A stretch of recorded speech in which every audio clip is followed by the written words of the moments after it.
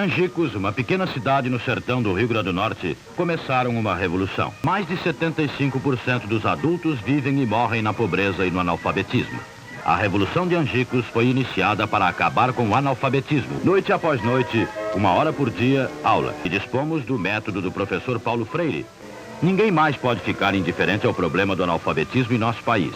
Não se pode recusar 40 horas a um homem que tem sede de saber, ou fome da cabeça, como dizem em Angicos.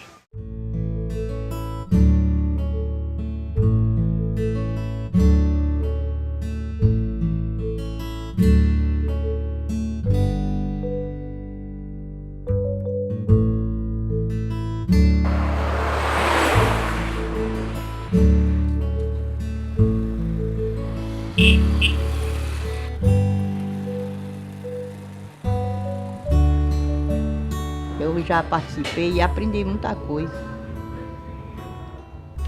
E a pessoa sem documento, sem aprender a ler, sem saber ler, nunca era nada na vida. Tinha medo até de falar com o pessoal. Depois que eu aprendi a certas coisas, eu acho que melhorou. Estes homens são os prisioneiros de Angicos.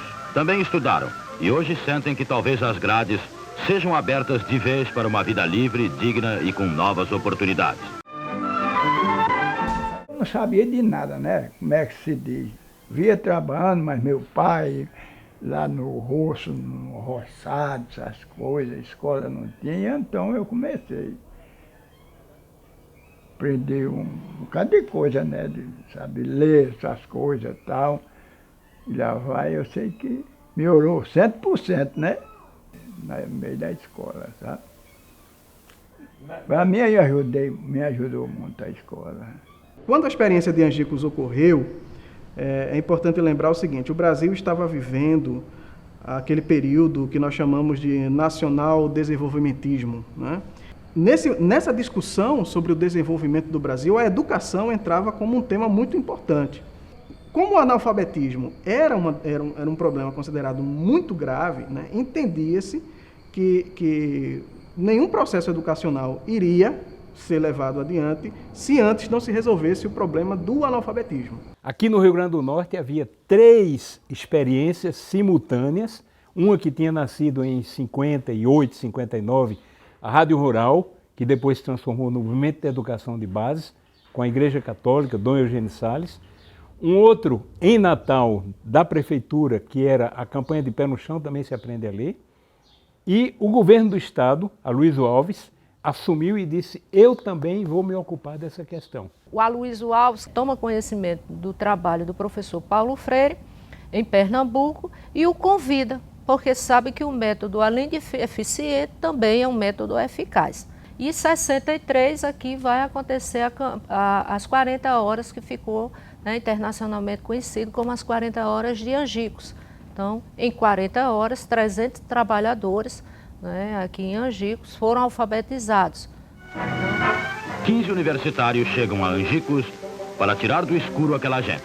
Voluntários sacrificaram as férias e o conforto de Natal para começar o processo revolucionário da educação. Depois veio as pessoas nas portas avisando que ia ter essas aulas e vinham matricular, como de fato que veio.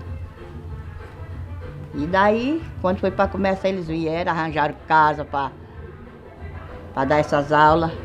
Que os professores entraram nas nossas casas, conversaram, então adquiriram o nosso vocabulário, o qual não impediu de conhecermos coisas diferentes. Esses estudantes vêm aqui, fazem o levantamento do universo vocabular dos moradores da cidade de Angicos e levantam, em média, 410 palavras e resolvem, a partir daquelas palavras mais presentes nessa fala dos moradores, montar todo o seu, vamos dizer assim, todo o seu projeto de como seriam as aulas, né, baseado no método de Paulo Freire. A importância que eu percebo já está ali, nesta atividade, nesse ato, já está sendo colocado um princípio importantíssimo da relação pedagógica que está na obra de Paulo Freire, que é o diálogo. Então, quando você, como professor, né, o coordenador das atividades pedagógicas, vai até o seu público, o seu aluno, perguntar quais são as palavras que essas pessoas usam, para usar essas mesmas palavras na alfabetização dessas pessoas, você já está estabelecendo uma relação de diálogo. A grande originalidade, o que mais chamou a atenção, foi o respeito ao analfabeto, e o respeito à cultura do analfabeto, o respeito à linguagem do analfabeto. Na época, predominavam as cartilhas com a linguagem do alfabetizador, com a linguagem do MEC.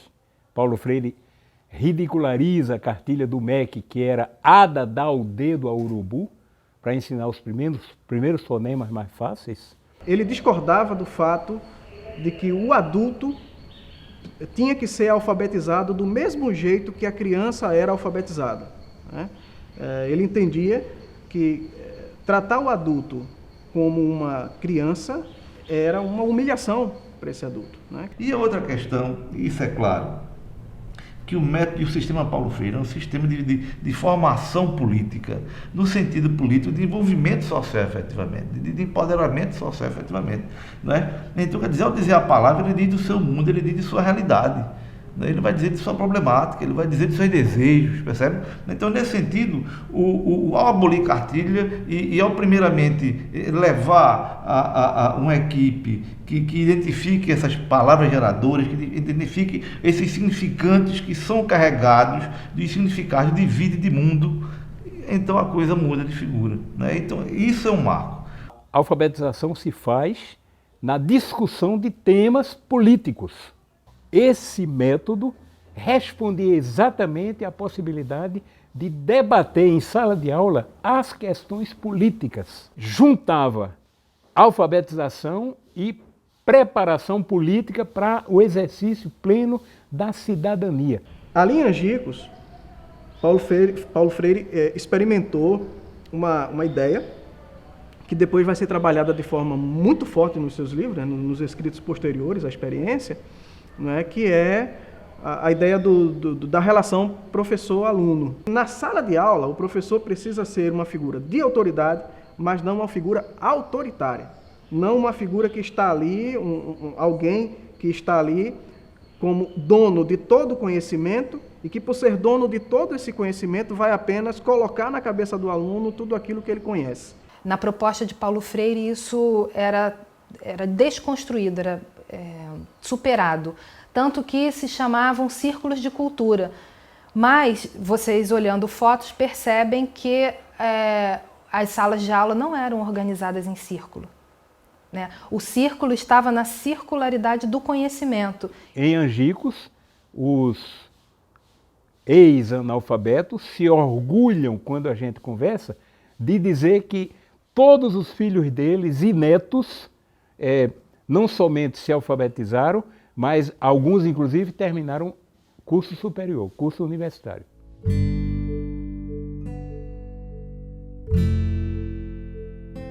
O presidente foi recebido por um aluno alfabetizado que leu para ele uma carta. Outras cartas chegaram a ele também, né, de alunos que foram ali alfabetizados. Então, percebendo esse êxito, Paulo Freire foi convidado para delinear, para planejar o Plano Nacional de Alfabetização que ia ser colocado em prática a partir de 1964. O projeto era ambicioso de alfabetizar 5 milhões de pessoas pelo país afora, mas aí o golpe interrompe.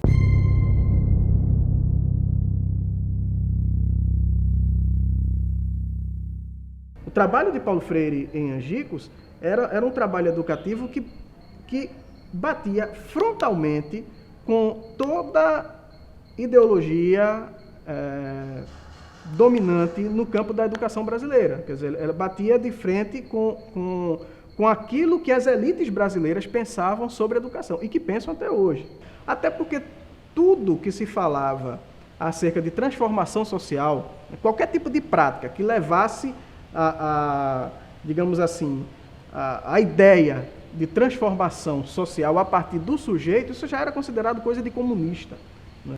E no dia 1º de abril, a nossa sede foi visitada e no dia 2, a equipe foi presa pelo Exército. Dia 2 de abril, ou seja, já havia uma intencionalidade. Diziam que ele era comunista, era não sei o quê, e fazia muito medo da gente. Eu, por exemplo, ele deu caderno, deu livro, deu uns folhetinhos, umas revistinhas, umas coisas. E eu não tenho mais nada, não guardei nada, a gente com medo, nervosa, demos fim a tudo. Porque o povo dizia que ele era um comunista, aí vinha a polícia matar todo mundo que estava nessa escola e a gente não sabia qual dele, nada tinha que esconder ou queimar. Aquela ideia de tornar a massa povo, não houve, isso não foi dado continuidade, né? Então, nós tivemos aí com a ditadura militar, né, o que antes Freire propunha uma pedagogia libertadora, a gente vai viver uma pedagogia do medo, instaurada. Se aquelas ideias, né, não fossem interrompidas, né, se o golpe militar não tivesse provocado a ruptura que provocou em todo o processo de discussão sobre a educação que vinha em andamento, né, repito, desde a década de 50, acredito que hoje nós estaríamos com uma escola pública de muito mais qualidade.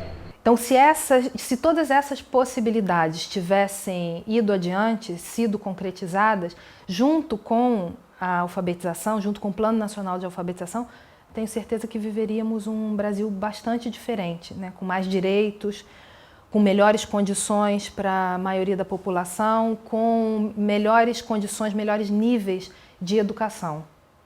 A experiência de Angico nos dá a convicção de que é possível resolver a questão do analfabetismo de jovens e adultos, é barato, é rápido e é escandaloso que desde então os múltiplos governos, desde então, não tenham retomado alguma coisa similar. Freire é, vamos dizer assim, a base. O seu legado, do ponto de vista, sua teoria, ela nos serve sim até hoje, alimenta o nosso sonho de termos um Brasil alfabetizado, letrado, né? De vermos um Brasil com justiça, com mais qualidade social. Considero Angicos um dos pontos, um dos momentos, um dos locais em que muita coisa de meu trabalho, de meu pensamento se encontra enraizada.